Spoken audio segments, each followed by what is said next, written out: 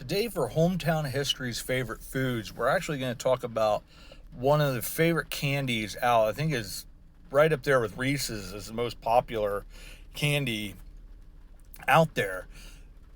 What we're going to talk about today is what does the M&M stand for and what were they based off of? So to understand this, you have to talk about the Mars Company. Frank Mars was the president of the Mars Company that made Snickers, Milky Way, Three Musketeers. His son was Forrest Mars, and Forrest had gotten to a point where he wanted part of the company, and Frank was not willing to relent. So Forrest went off on his own. He went over to, I believe, first in France and then eventually in England, and created his own company, created the Mars bars.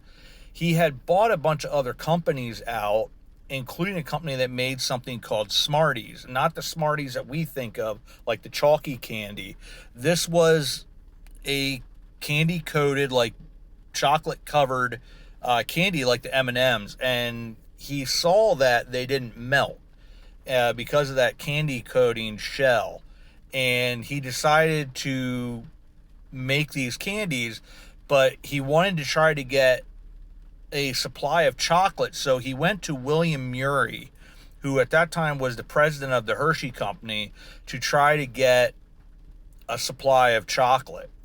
And the agreement was that William Murray's son, Bruce, would wind out becoming a vice president or something within the Mars Company that Forrest Mars had started.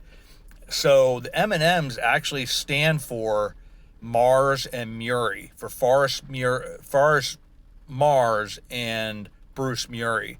Eventually, though, sadly, things weren't going well, and Forrest was notoriously very difficult to deal with, and he wound out sort of making Bruce's life pretty difficult and wound up buying him out.